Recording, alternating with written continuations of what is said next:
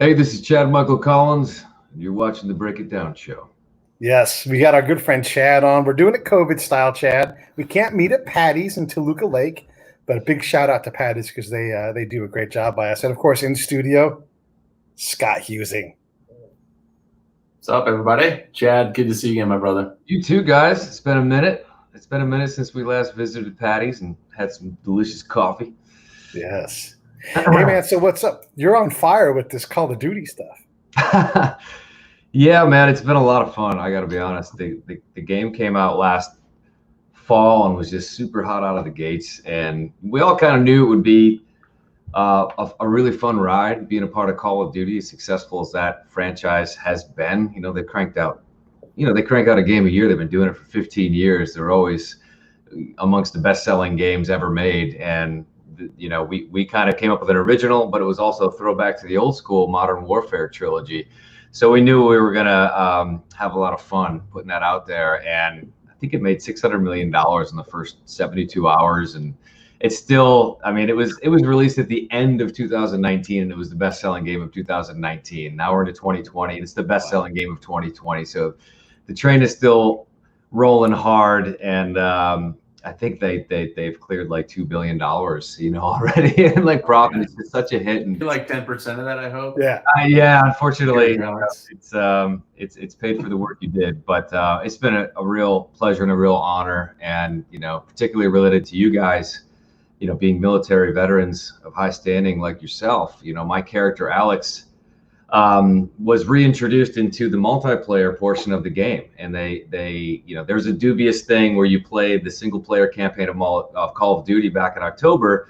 The players play through that. It's an 8-hour story that unfolds. You get attached to these characters, and my character Alex kind of had a dubious ending where he went off to make a heroic sacrifice.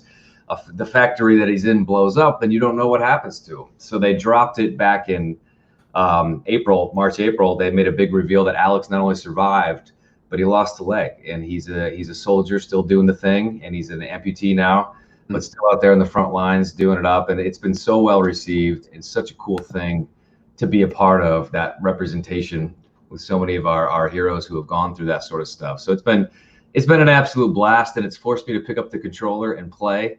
And I get it. Like, I get why people love this game. It's so much fun, man. I'm really, really, really having a lot of fun with my Twitch streams and stuff like that. If you're going to get into video games, now's the time, I guess. I mean, the positive things for that industry, and along the representation thing, the commonality too that we found out through several posts in the game is, another good friend of mine, Jade Struck, who's in the image with you. Mm-hmm. I couldn't think of two better people that I know personally in my life that didn't serve, that represent veterans well, but also serve veteran community. Jade and Rudy Reyes are an item, and she supports all the events. You supported our Save the Brave events, and so a lot of times guys who've served a long career, you have to look at certain people, and I'm sure there's shots we can be like, that guy's a poser, but when you know someone like you. Your heart's in it too for the right reasons. So that's cool, man. I'm happy for all the success, and I know a lot of veterans play those games. Yeah, for sure. But I think it inspires some people to want to grow up and be that guy. So you may inadvertently be helping the establishment recruiting effort. Right. I hope we do. And I think the really cool thing about Activision Infinity Ward is they want things to be accurate. They want to really portray this. It's not always pretty, and this is what our heroes go through. And working with the Navy SEALs consultants that we had when we filmed this were extremely helpful, because it's just so important. Between doing Call of Duty and the sniper movies for Sony, you want to get it right. It is an honor to be able to play a pretend version of what these brave men and women do all day, every day. And so there's such an attention to detail, especially with Call of Duty, to get it right. And I love that they've plugged in real life veterans into the game. Tulam, Ronin Tactics was an operator that was released when my operator was released in season 3 of the multiplayer stuff in April. And I got to do a photo shoot with him and meet him. And he's an incredible guy. And they've done that with a lot of people who, like you say, Scott, they either support on their end, or they served, and I really really love it. And it's really cool. It's been an honor, and it's been a lot of fun mixing it up with the soldiers who do serve and the veterans who just still love to play this game. It's been an awesome kind of common ground to have with them. In the gameplay itself, your guy is missing part of his leg, like below the knee amputee. I know that in real life, if you had a guy like that, it would be a constant point of hilarity. He probably would have some kind of. I guarantee you that the guy would have multiple legs on his kit, so that he could do a different thing. Am I right? Like, absolutely. He'd be like, "This is my kit, like leg for climbing a tree, or jacking up a Humvee." Do you guys do anything like that at all in the game? It was a total surprise to me, and I knew that I'd be coming back, and it was the full NDA thing. You can't say a word about it, of course, because all of these gamers are looking for spoilers and reading into things any way they can to kind of get that hint. But they did tell me when I went back to film some stuff in March that was their vision for it. That was their plan. So, they added all that stuff in digitally, the animators and stuff like that did an amazing job with it. But you make a good point. I mean, honestly, I think one of the coolest things about Alex and representing the amputee soldiers is that every soldier has a finishing move in Call of Duty. If you get into a hand-to-hand combat situation with another player in the battlefield, you can kind of execute a finishing move. And Alex actually does a leg sweep with his prosthetic leg and then takes him out with like a utility hatchet when they're on the ground. And I was like, yeah, we got to do that. Of course. That's super cool. Yeah, that's exactly right. Like there would be all kinds of things that person in real life would do with their leg, and absolutely a finishing move would be one of them. Yeah. And I got to be honest, I have been really blown away. There's been a lot of veterans who have tweeted, posted, really praised Call of Duty and Activision Infinity Ward for this choice. I've never Alex so far has been the favorite character. Despite that, you're not sure how the regular players who don't serve are going to take it. But I play and I see more Alexes than any other character running around the battlefield. That's fantastic. And so it's been so embraced and so well received, and it's just been a really really cool thing to be a part of for sure.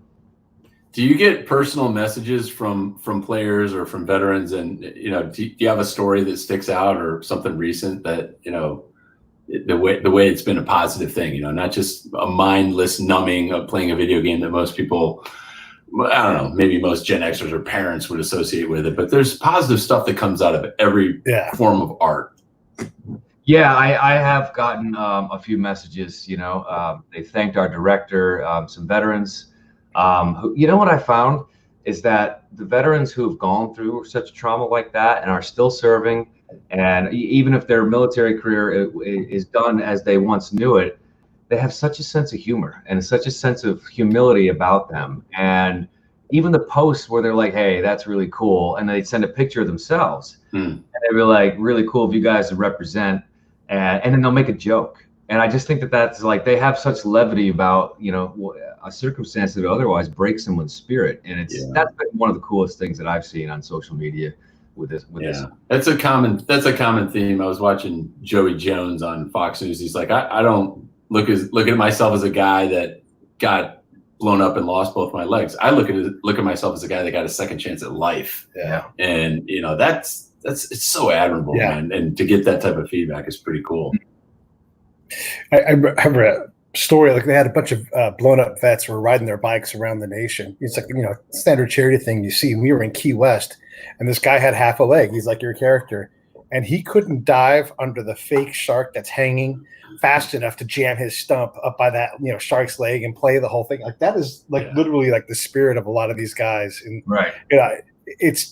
You think about like the time we live in now where having some kind of disorder, mental incapacity, any kind of, I don't want to say handicap, but any kind of like non-perfect life.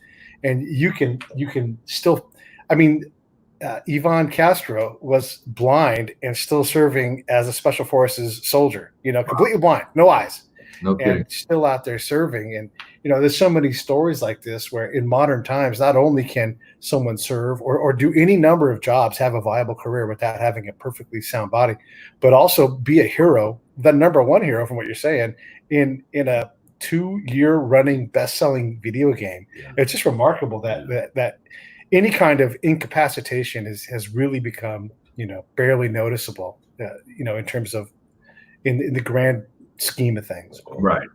Right. Yeah, there's they just announced that season 4 of multiplayer will come out. So there's a whole new cast of characters that you can play as, and it's you play as these operators, you play as a skin, as you run around, that's kind of your avatar on the battlefield. And so they've released Captain Price, who is like the famous Call of Duty Modern Warfare icon from the original Modern Warfare trilogy.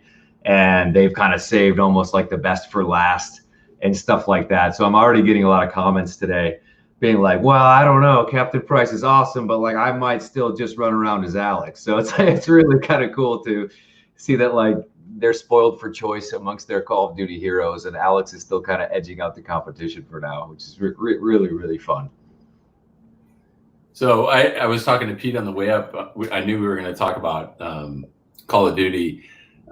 Do you like, as an actor, a guy who's been in front of the camera, do you like this type of performance better? Because one of the things I noted was all of the great actors, that's kind of now the calling card. If you're in a Pixar voice, I mean, you got Tom Hanks, you got John Ratzenberger, you got Rest of the Soul, you got so many people, who have started, Tom Hanks playing a cross-dresser on Buzz and Buddies, and Academy Award winner. Now he does voices too. But do you see yourself going back and forth when Hollywood opens back up after the pandemic, and you're in front of the camera, you're behind it, you're doing more of the video game or voiceover stuff? I'm really fortunate in that Sniper for Sony continues to be an ongoing movie franchise, and they keep making more, and I love being a part of those. Hopefully, we keep making more Modern Warfares, and Alex gets to keep, coming back and playing in that stuff. But I love it both. We actors, this was kind of our really first big foray into a video game, the cast of the Modern Warfare game that we made.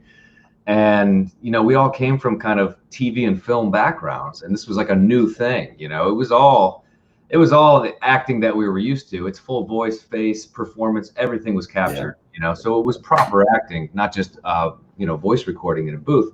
But I just remember how excited everyone got, because we are the video game generation. Like, we came up through 8-bit Nintendo and then Super Nintendo and then all the way through. And so we were like kids in a candy store to be a part of such a massive game when we finally found out what it was. And it was just something extra cool, extra special. And I don't mean to discount television and film at all, because I love that too. But to be a part of a video game is kind of a really fun feather in your cap as an actor, at least for me, because I still game. I've gamed my whole life. So it's been kind of like an extra special bucket list item for me. You can tell the age gap because he didn't mention Pong, Atari, and television. Missile Command. So there's a couple years difference between Jeremy and Pete. Have you ever used a trackball as a controller? I don't know that I have done that. He doesn't know what a trackball is. What's a trackball? Ask and answer. Trackball is like a thing you put your fingers on. It's like a joystick, but it's ball format. I know what it is. So like Arkanoid, like one of those old. Yeah. Like Centipede, the arcade game. Oh right? Yeah.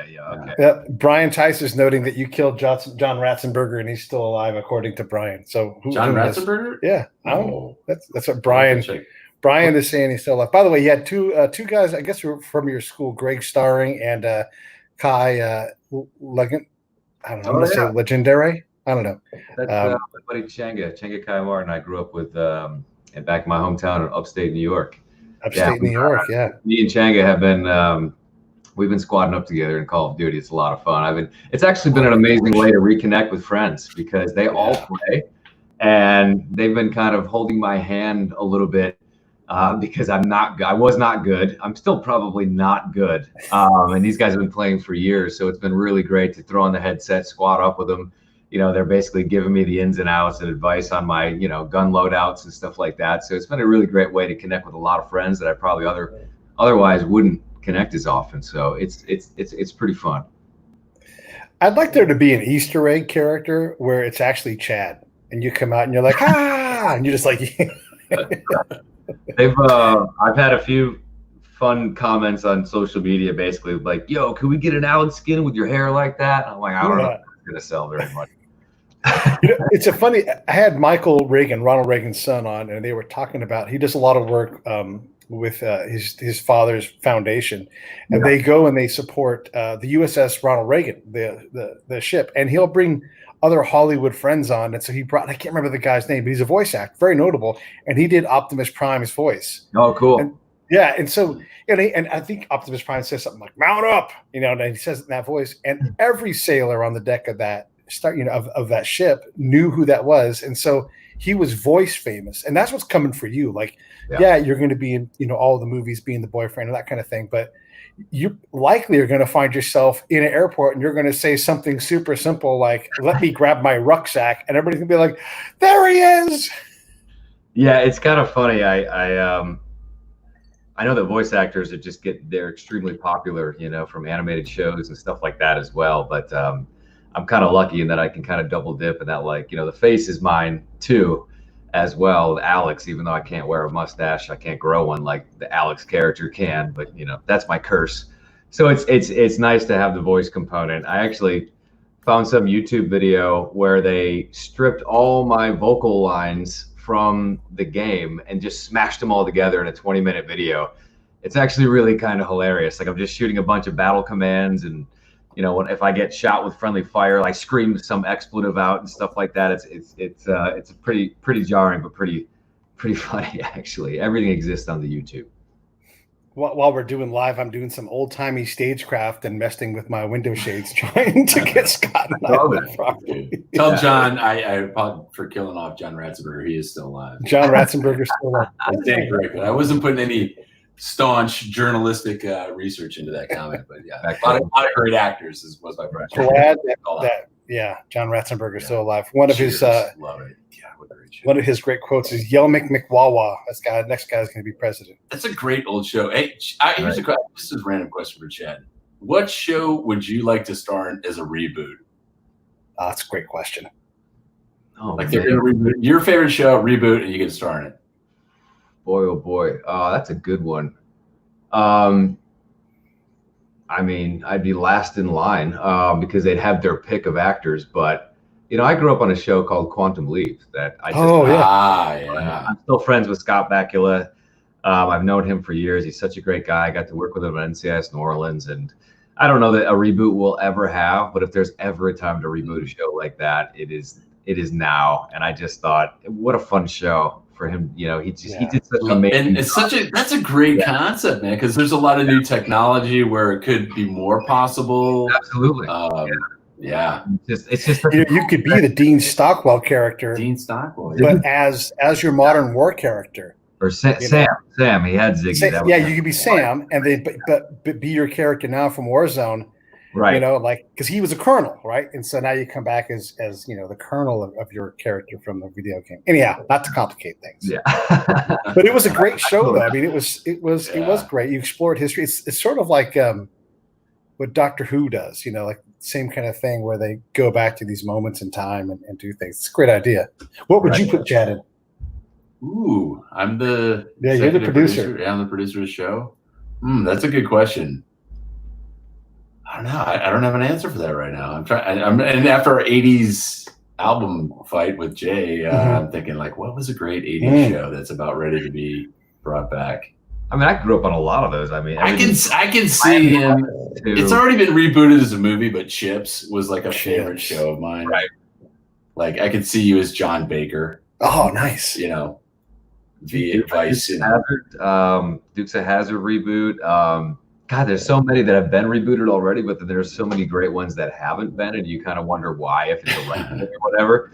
Somebody else mentioned that, like, CBS is going the way of rebooting a lot of their old stuff, and they're really actively trying to resuscitate their old properties. And someone came across Airwolf. Oh yeah, yeah, Michael Vincent. I never watched that a ton, but I always thought that'd be cool. Yeah. You have a little Jan Michael look going for you too, so yeah, that'd be a natural fit. Airwolf, Blue Thunder, Roy Scheider. That's a movie. I'd put you on Love Boat. I'd let you be Captain Stubing. That way you can just age into the role and just kick it. I don't think go back and forth to Acapulco all the time on the set. Give me a ruling on this. I don't think The Love Boat could ever be rebooted because reality shows like The Bachelor have gone so far beyond sex. Right. Like it's so out there. Like Game of Thrones is like Game of Porn. So if you brought back like Love Boat, it would be so G-rated no one would watch it. Scandalous, yeah. What's new with the Sniper series? Are you guys working on a new one now, or can you even say? We broke the news a couple weeks ago. The 8th one in the franchise and the 5th one I've been a part of is releasing June 16th. It's called Sniper Assassin's End. They released a trailer a couple weeks ago. I actually finally got a chance to watch a private screener of it last night. It turned out really, really well. It was a lot of fun. We shot it last fall in Vancouver. Me and Tom Berenger back in action, and we have a really amazing female lead. Her name is Sayaka Akimoto. She's an actress and J-pop star over in Japan. She plays kind of our titular assassin in this one, which is really kind of fun. But it was a blast.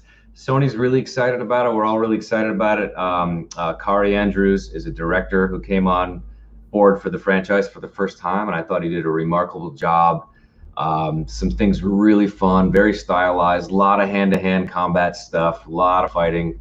In this one, we had an amazing stunt coordinator, fight choreographer named Brett Chan, who does like super high-level stuff. We're really lucky to have him, and he put us through the paces. And it showed, though. It looks really, really good. A lot of action, a lot of fun.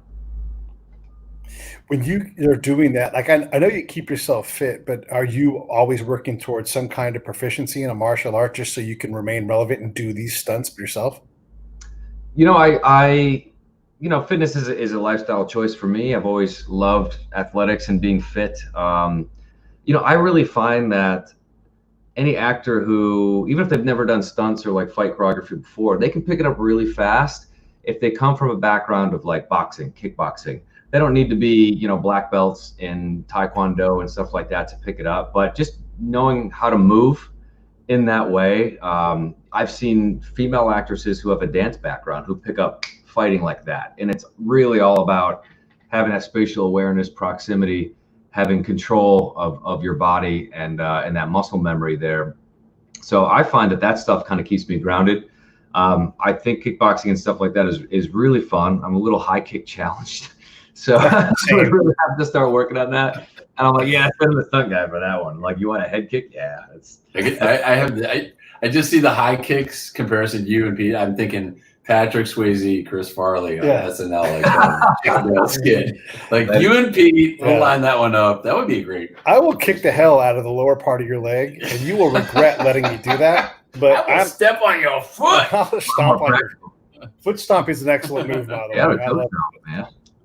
Yeah, I mean, it's not as sexy for a movie, the old toe stomp, but it certainly works.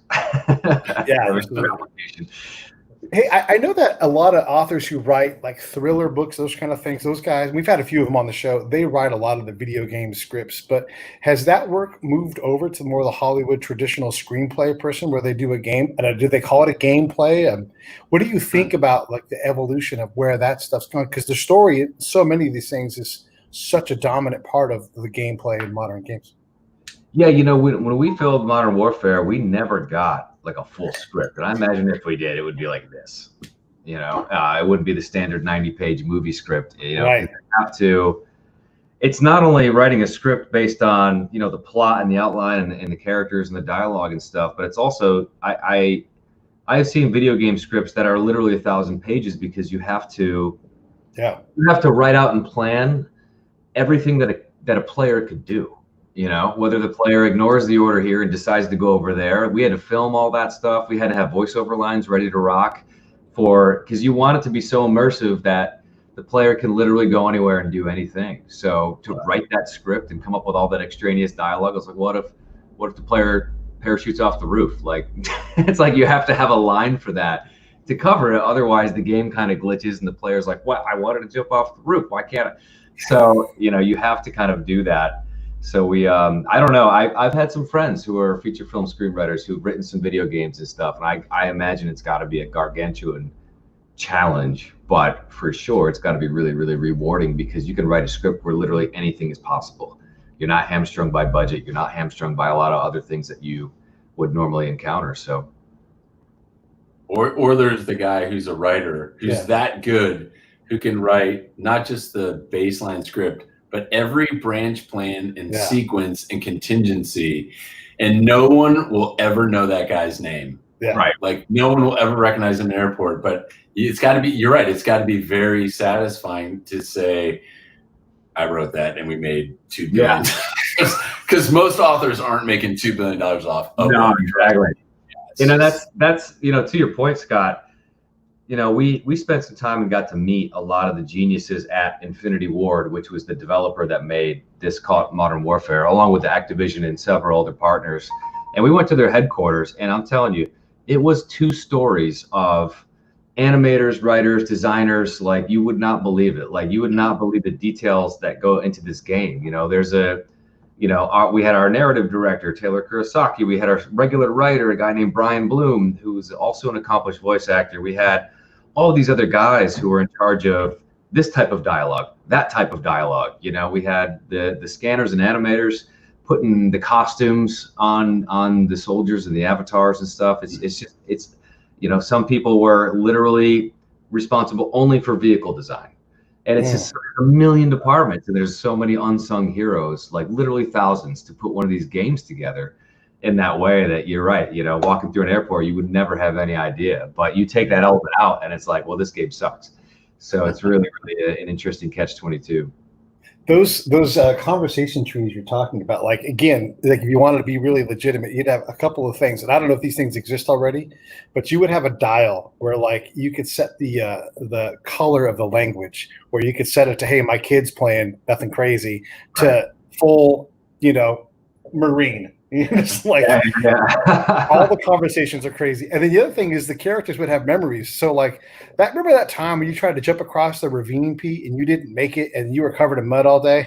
It happened again. Right, like you would have like memories through the game that you would, because your friends would absolutely pull that stuff out on you, you know? Totally. Yeah, for sure.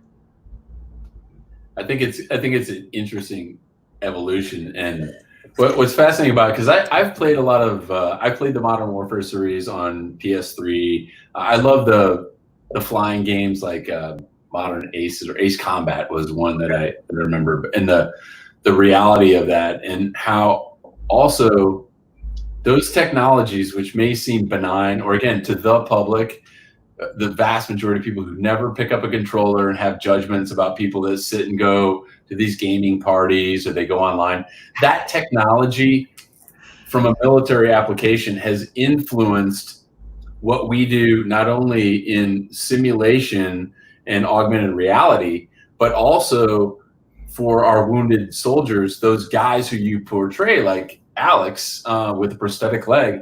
We use those same type of technologies, and then we recruit those same types of people from Activision or whatever on contract, and we say, we need you to develop a simulation like this for our guys to heal. Yeah. So, you know, just kind of sharing some background, not getting too heavy in the military thing, but like there's definitely a cross-pollination between that type of technology. I mean, like the delicious Tang you're drinking right now was invented by NASA or whatever, you know, it's right. Like, you know, it will creep into everyone's life one way or the other. It's pretty cool to be a part of that. No, it's really cool. It really is. And that's a great point for sure. It's, you know, you make something for entertainment, but it also starts to have real life practical, you know, implications and the other end of things. So that's always a great thing. Yeah. I know there's several charities, nonprofits that literally, you know, they're established for vets and helping them, you know, reacclimate into life back here after their service. And a lot of them focus on video games, and it's connecting them with the video game community to really, you know, come back to civilian life and just stay connected to people and bond with people over that. And I know Call of Duty is a big one that helps kind of bring them back together in that way. And I think that's a very, very cool thing. Rachel Madam asked a great question, one that we probably would ask at some point, so I'm going to give her the credit for it. Hey, Chad, any projects planned for the future? Obviously, Sniper's coming out, but what's after that? I know it's kind of hard to say, but what do you got for us? It is a little hard to say. Yeah, Rachel's my friend over in the UK. Hey, Rachel, thanks for popping by. Yeah, Call of Duty. is gearing up for season 4 of multiplayer right now. Warzone, which is the big add-on that was really, really extremely popular when they dropped that in March. So that's still going strong. Sniper Assassin's End comes out June 16th. So I'm very excited for people to check that out. Blu-ray, DVD, digital on demand, Amazon, Google Play, iTunes, whatever you want to do. But yeah, I'm like so many of Americans. We were talking a little bit, about this before we hit record. But most of us have been out of work for a while, so we're eager to see the changes, the progress, and getting back to some sort of normal day-to-day thing. But I haven't had an audition in 3 months. I haven't worked in even longer, and I'm gonna try and join the workforce like everyone else when the dust starts to settle a little bit more. So unfortunately, that means I have no other projects that I can talk about right at this time. But I'm eager to get out of the gates and line up that next one for sure. Yeah, and it's got to be weird for your neighbors when you're practicing your video game sides. Like, what might I come and writing your own scenes and practicing them in your kitchen, dive rolls and shooting. Yeah, yeah. Luckily, I only have a few neighbors, and so the weird things I do get up to in here, whether it's a voiceover audition or whatever, once in a while, I think that they understand. All right, so let me. Okay, obviously hard to have projects coming out, but everybody sort of has their COVID thing they would like to do or intended on doing, and now are 8 weeks into not doing it. But what's your creative outlet? I mean, obviously you don't get to do your regular thing, but you really can do anything. Are you writing that novel? What are you working on? To be honest with you, I have taken the opportunity to learn how to live stream. So I've been on Twitch, and it was an absolute disaster when I first started, just figuring out how to run this. For those who don't know, Twitch is a really great platform for video gamers to stream their gaming. You have the whole video game in front of you, and you have a little, webcam with their face there, with their headset, and they talk to their audience and stuff like that as they run around and play video games. So I'm like, well, I might as well start playing Call of Duty and streaming it. And it's been really fun, I gotta be honest. And I take one night a week, and all the Call of Duty Modern Warfare gamers, fans, friends that I've made on social media, I say, hey guys, Friday nights, 3 hours, I'm playing with you. And Alex squads up with the players, and I just kind of rotate them in and out, and we run around playing multiplayer on the battlefields. It's been so much fun, and I've met so many really great people of all ages across the world, military veterans, active soldiers, kids, people from South America, the UK, Australia. It's been so much fun to play with these gamers, and it's been such a blast. And it's really cements how far-reaching video games are, like how connected you can be to the world. Any senior citizens get lumped in there? You ever some 90-year-old World War II vet? He's like, hey, I'm gonna kick your ass, Alex. Maybe like a butt stroke. Not yet, no, unfortunately.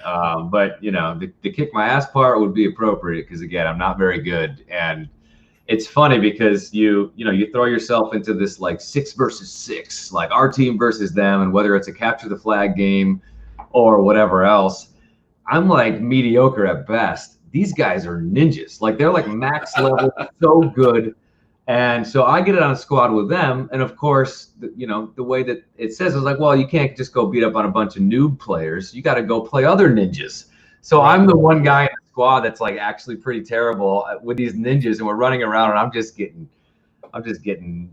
wiped left and right by these players, who many of them are probably 11, 12 years old. They're just wiping the floor with me on there. But it's been a lot of fun, and I get to answer questions and offer some behind the scenes stuff and whatever. And the players have been really, really wonderful and really, really great and supportive despite all my technical difficulties on Twitch. So I think the quarantine stuff has been a blessing, because it's allowed me to really explore that world and help me connect with people in yet another way. And it's a love fest. They love the game, and I love that they love the game, because it means we get to make the games for them. So it's been a lot of fun. That's a cool message, I think, to share, that you just said that. It's I get to connect with other people and use this as an opportunity, despite the lockdown and the quarantine, because one of our friends, John Brankus, hosted this Memorial Day special on Saturday, and I did something else, and I said, well, they said, well, what were you doing last year Memorial Day? And Pete was there. I was standing in front of 8,000 people in Palo Verdes. Nice. And this year I was locked in my ranch, but we broadcast to over 230,000 viewers. Wow. And okay, you know, when you think about getting the message out there, it's the same thing as the invention of radio.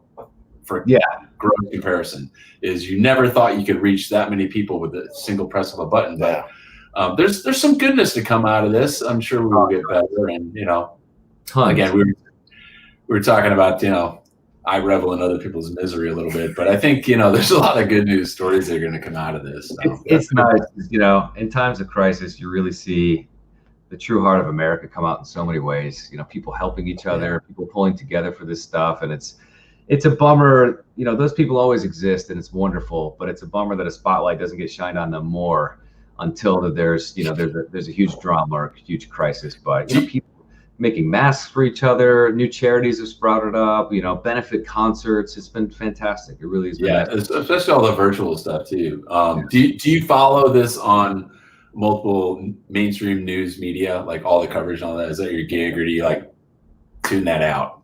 You know, I stay current enough, you know, I don't know, you know, I'm not, like you were talking about before, it's like, you know, I'm not some big rebel that's gonna not adhere to the protocols and stuff like that. But I'm also a guy who, I trust in my health. I trust in my knowledge of health and nutrition. I never react from fear about anything, you know, and so I have been very chill. I've been very cool about the whole thing and just willing to ride it out, and, you know, wearing my mask and doing all the things that are appropriate and safe. But I'm also doubling down on taking care of myself with stuff that you're probably, you know, the information is out there, but people have never bothered to look for it. And I think a lot of the fear is, you know, people are looking for love in the wrong places. They're looking for answers with people who don't have them, and they'd rather scare them into higher television ratings than give them anything practical and useful that they can do with their lives. You know, no one is out there preaching, double down on your zinc, people. Like, zinc has been destroying virus since the beginning of time. You know, no one's going to say that. The doctors that do are getting kind of shut down. Now there's so many of them that their voices are actually drink your kombucha. You got to take care of your gut health. Yeah. So, you know, for me, I've been fine. I know a lot of people have been very, very scared, and maybe rightfully so, because they have a connection to someone who did get the virus and stuff like that. But you know, knock on wood, none of my family, none of my friends have really encountered it at all. But, you know, I'm taking the steps to just stay extra healthy. You know, I got the time to juice every day during this quarantine, so I'm juicing every day and doubling down on the stuff that I know, you know, is a natural combatant. Let's Pete, this would go out to all the people in the chat room too, is they could respond. What's your most irritating new word that's come into the English language that all of these media sources, there's a lot of new words. I think for me, it's a toss-up. One of them is, and I don't say this negatively, they say, we want to thank the essentials. Wow. So like everyone who's like, to be called an essential, like, I think that's offensive in itself. So then everyone else is non-essential. Right. That is the word, we're going to navigate this together. Well, we're not together, we're apart. So I don't know. What's your, I mean, have you noted like something? Yeah, I don't like saying that anybody's not essential. I'm like, let's find a different, like, you know, you're a forced laborer. I don't know, something else. And the funny thing is, because you know, I'm part of the media, I'm somehow essential. Like, I'm clearly not essential. Like, I can do my job from the house. So yeah, it's just a weird. I don't like terms that aren't accurate. Like calling something, like back when they were working on trying to get, you know, bathrooms to be unisex. Like, no, not unisex, omnisex. Like, get the words right. Like, you used titular, excellent earlier. Or just bathroom. Just call it a bathroom. Funny. Yeah, shitter. Open. Same-sex bathroom, also called bathroom. Like, just bathroom without all the other language. Well, I don't know. I don't know that anything has really, you know, jumped out at me, you know, at all. I know there's a lot of buzzwords and stuff out there, but they've mostly just like flown over my head. But you actually make a good point about the essential things, because it's like, you know, I think the intent is there. It's like, thank you for being on the front lines, but also like, just because you're unemployed and forced to stay at home doesn't mean that you're not important to the backbone of this society and this country. If you run a tattoo parlor and that's how you feed your family, I'm pretty sure you feel essential. Right. Yeah. Don't tell me I'm not essential. Some amount of word, right? By the way, we got people from Brazil chiming in on this chat. I mean, this really is a great illustration. Like, we're doing our version of going live. You do it on Twitch, and it's not just that you have to play the game. Like, you can literally follow you on Twitch without playing, and just like Chad's going to play. I don't care to play, but I do want to see. I want to hang out. And it really is something that you can do. And here we are communicating. The Break It Down show, 80 plus countries. Like you don't make a sniper movie because 80 plus countries are not watching. Like, you do it because it's a worldwide thing. Do you ever sit back and think like, holy cow, I'm really touching a lot of lives? Like, there's some guy in Azerbaijan, maybe there's only one, but whatever you do, they're like, I love Chad's movies, I love Sniper, or whatever it is. You think about that? I think social media is such a gift for that reason. And just to share, a story recently, I started getting a lot of messages, Instagram stories that I was tagged in, stuff like that. Apparently, the last Sniper movie I did, Sniper Ultimate Kill, is kind of making the rounds on Netflix all around the world. And I was getting messages and pictures and stories about, #1 most watched in Mexico, #1 most watched in Brazil, #1 most watched in India. And I was like, wow, that's actually really impressive for a movie that's 3 years old. Like, people are really enjoying it around the world. And that helped me it introduced me to a whole new part of the world that I maybe hadn't had interacted with, so you were getting some lovely comments for some really amazing people that I have met from Brazil and all over the world who have now come, and we've played together on Call of Duty now, and they've gone back and watched other Sniper movies. So it's really, really, really just wonderful. And I think you're right, Pete. Like, it blows the mind, the reach that you have with some of this stuff now, how connected we really are in this world. It's a global thing. And I think it's a wonderful thing. And I like to make time every day to try and interact with as many people. I don't consider them fans. It's like you took 10 seconds out of your day to say, hey, I really like that thing that you did. And I'm like, I can certainly take 10 seconds back and say, thank you. I really appreciate it. How are you? We're friends. We're not fans, and I can't spend the time with everybody in person, but social media is such a great way to have an appreciation fest and people get a chance to be seen and to be heard and express gratitude. And I think that's always kind of what makes the world go around here. So it's really you're really good about that. You have a great positive attitude about everything since we've met. And you're right. You don't have to write a 10-page soliloquy, but to acknowledge someone on social media, that does not take a lot. And I think that really means a lot to, and you're talking about tens of thousands of people, and you're right. Like, you get a lot of the great, and then you get a little of the crazy along with it. And that's just part of the business when you share a lot of yourself on screen or in person or whatever it is you do on the air. But I love it too that you said how it continues to grow. And to anyone listening out there, if you're selling apparel or movies or books or cars, that thing, that message, it's new to everyone that's never heard of it. Absolutely. And if you're willing to share that and market it and put it out there a little bit more, or 3 years later or 4 years later, it may be new to everyone else. So just, great stuff, Chad. I love the way you do that and continue to put it out there in a positive way. I think it's great, man. I really love it. To echo my point I made earlier, it's like I'm pretty fortunate to do what I do, and it's not lost on me, that without fans, without gamers, without people watching these movies, I don't get to do what I love to do. So really, it's without them, we can't do what we're meant here, to do in that way. And I love them all, and I've been really lucky. I haven't been trolled very much. 99.9% of the people are just wonderful, beautiful. They make unbelievable, pieces of art and fan art and all sorts of amazing stuff. They're sharing their accomplishments as Alex in Modern Warfare, and it's just fantastic. I love it all. And we've kind of, my social media following is that it's not mighty, but it's not tiny either. But I feel like the community is really tight knit. And, what you were saying, like when I go on Twitch and I stream, the chat room just goes for 3 hours, and they're all friends with each other now, and they're all connecting, no matter what walk of life, no matter what, country they're from. You know, some are staying up till 5 in the morning to like catch the thing so they can make, you know, connections with new friends in the chat room, you know, and I might not even be able to see who they are in that way. And I think it's a really, really wonderful thing. And you know, the quarantine thing has been kind of a really nice silver lining because people are engaging and finding those connections however they can right now. And luckily we have the technology and the infrastructure to allow that to happen. Yeah, it's really cool. And not to blast past this point too quickly, but man, it really is cool that you do that you take the time. And I'm the same way. My following isn't huge or anything, but the show has done really well. Like it has its own name.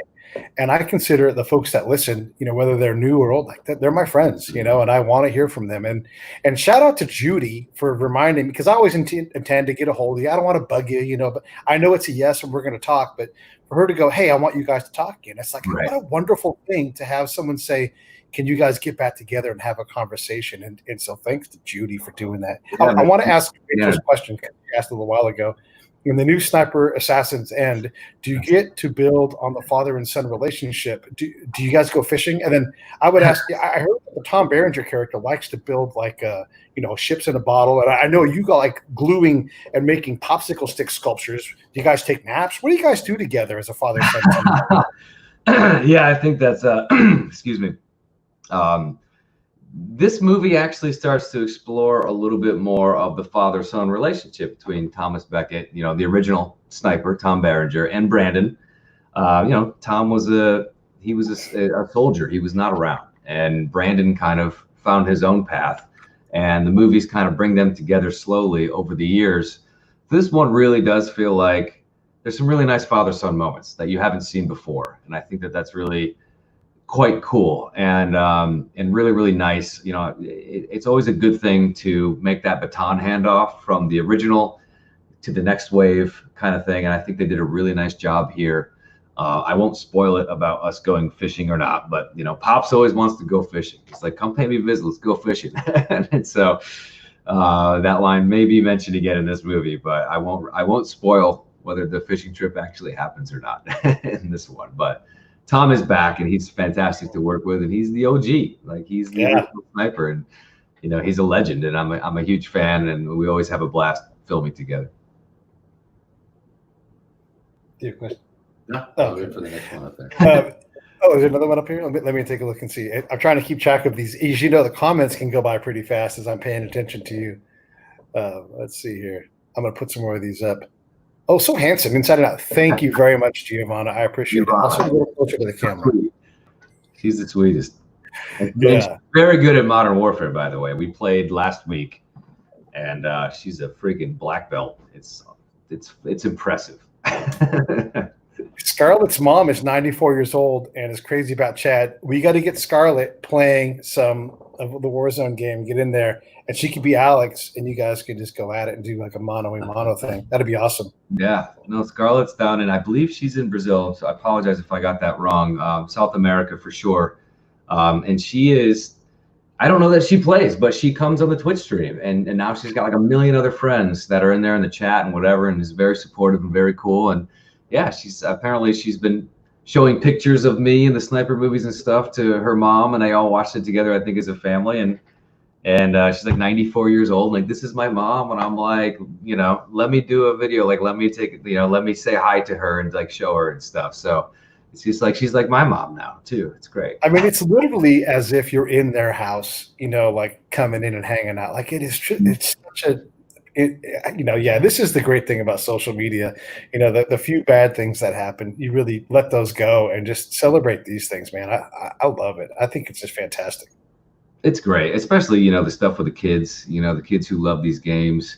It's so fun to give them a shout out. It's so fun to like thank them and whatever else, because they, you know, this is, I remember growing up playing video games. I remember how into it I was, and for them to be fans of the next generation growing up, and there's actual actors.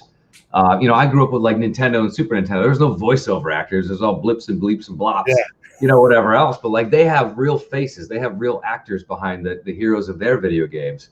So to be able to kind of break that fourth wall down and be like, I see you, man, like keep on going. And it's like, thank you. Thank you for the post. Thank you for the shout out, you know, whatever else. it's a really cool, fun thing to do, and it tends to make a difference, and I'll keep on doing it.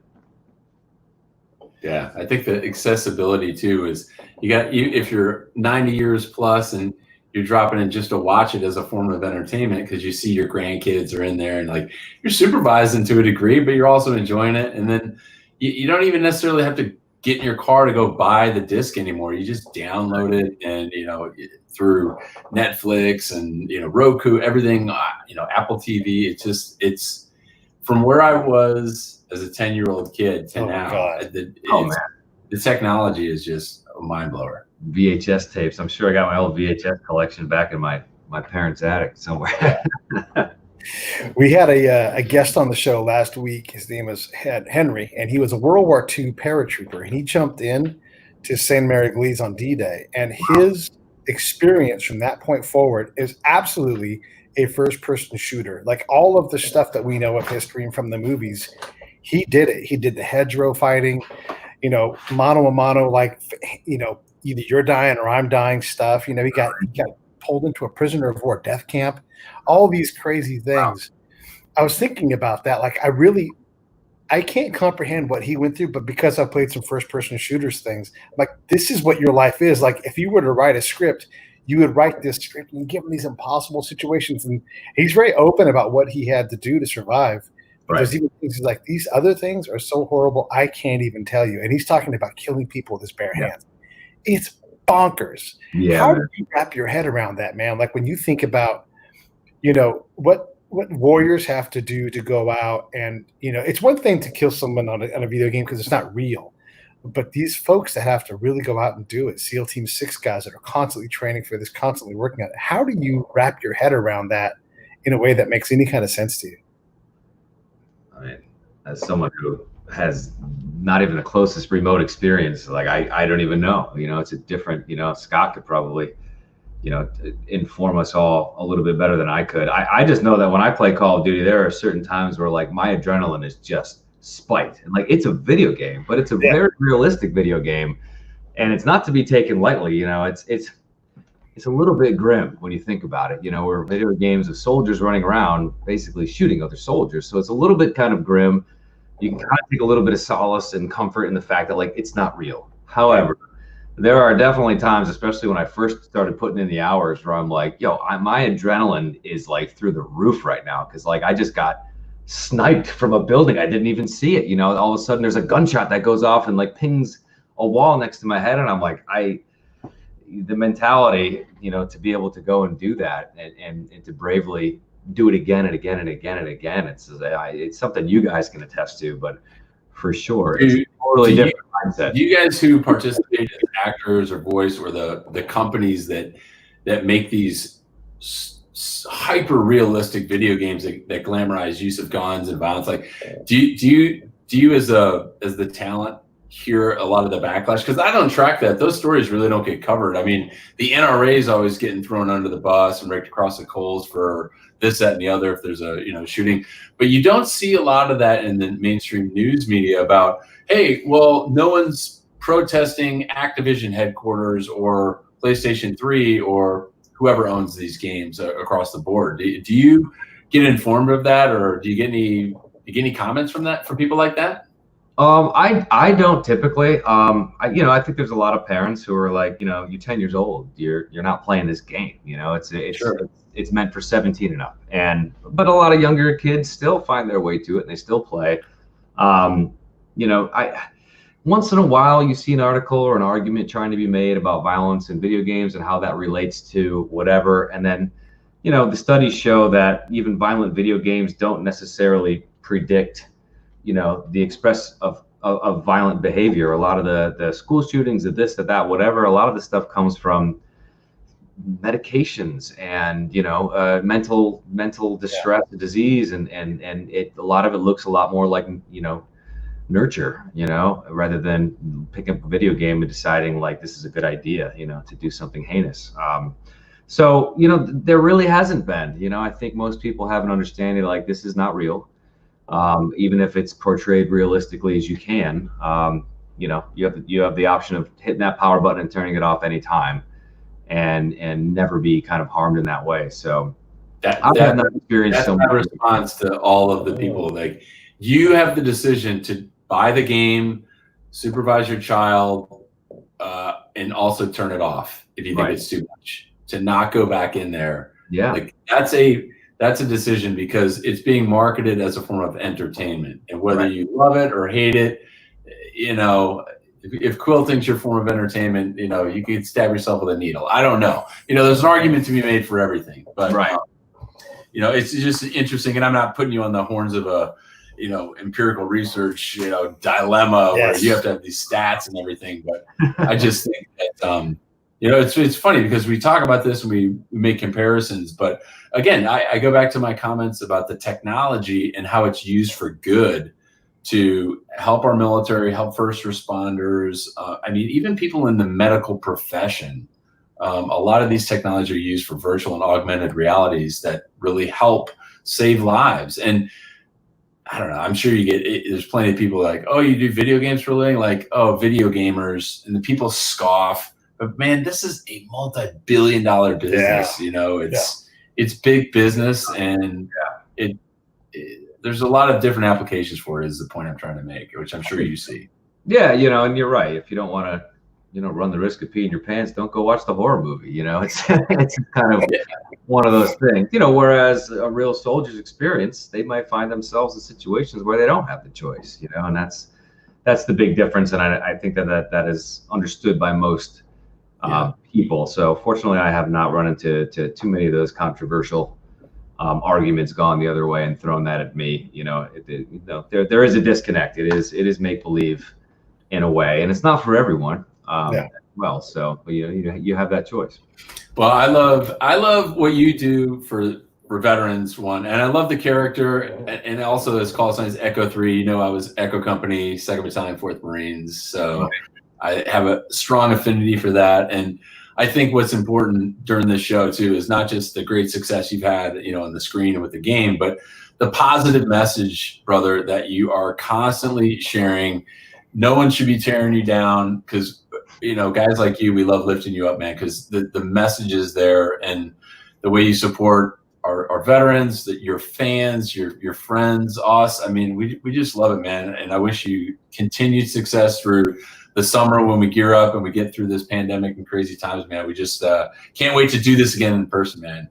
Oh, yeah, me too. It's a genuine smile. I'm having a great time talking with you, man. I knew we were at Patty's, but I know this comes across, so I'm going to shut up. But just, man, thanks for doing what you do.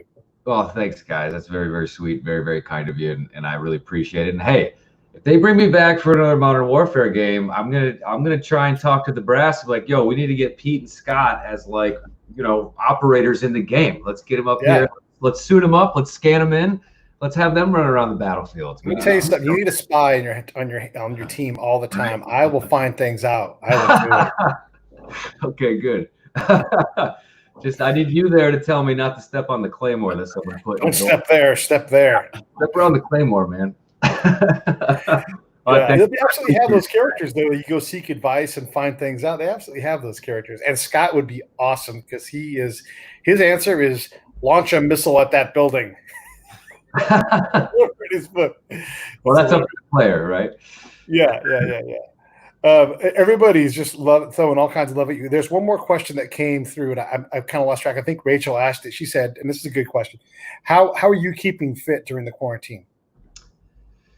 I'll tell you what, I'm not keeping as fit as I'd like. You know, my gym went away, my basketball went away. You know, I'm making do. You know, I've got a little space here, and I've got some modest weights that I try and throw around once in a while. I've been riding my bike a little bit more than I normally would with the mostly empty streets, which has been great. But yeah, I'm really antsy to get back in a gym with, like, proper equipment. You know, I had a pull-up bar that I literally donated 2 weeks before quarantine, locked everything down, and, like, pull-up bars were, like, the first thing to sell out on Amazon. Like, you couldn't get one. You probably still can't get one. I know people have been desperate for home fitness equipment, and it just, like, sold out everywhere now. So, you know, it's a lot of push-ups. I'm probably doing a lot of stuff that, you know, Scott is very familiar with, the natural body weight stuff, and a lot of push-ups and what Marines kind of do all day, every day with that. So, you know, I'm doing my best. I'm just trying to maintain, I guess. Yeah. But I guess the other thing is like I'm not been eating a lot because I'm kind of a sloth and I'm kind of home every day. And I'm like, well, I don't need to have 3 squares, 4 squares like I normally would if I was really active because I'm just kind of sitting around a lot more. So I'm finding the counterbalance there. So, you know, we're maintaining. Rachel, zinc, kombucha, crunches, and push-ups. Don't eat so much, fatty. I'm thriving in quarantine. That's all you need. Zinc. Yeah. We've been hammered with you for an hour. You want to ask us anything? You know, this is your shot. Otherwise, you know, I'm good with questions. Yeah, well, I'm just curious if you know, if you guys ever pick up Call of Duty when we can get online and play together. That sounds like a challenge. Yeah. That sounds like thrown down. I have I'm fishing for. I don't even have I have to go to someone's house. But what platform? I would love to play. I don't even know the first thing. Yeah, I bought it on Xbox when it first came out, but now I moved everything over to my PC here because I find it's a little bit easier to stream on Twitch through with your webcam setup and everything else. So I've had to kind of relearn the game with a keyboard and a mouse, which I'm actually having a lot of fun with. But I think it's like on every platform, you know, in that way. We'll sort it out. We'll set it up. That sounds that sounds like fun. Yeah. Yeah. All right, man. Well, listen, I appreciate you. They're doing comments faster than I can even put them up. So I apologize, but thanks again, man. Thanks, Judy, for recommending this. Ladies, anytime, break it down. Sure, there are other episodes with Chad. Check them out. Definitely check out Sony's Sniper, any movie in the series, because there are so many of them. And of course, go play the Call of Duty with Chad and follow him on Twitter, and you'll find out when he's playing and actually play with him. So thank you again, man. Appreciate you. All right, guys. Really great to see you again. Let's do it in person soon. You got it. Patties. Yeah, patties.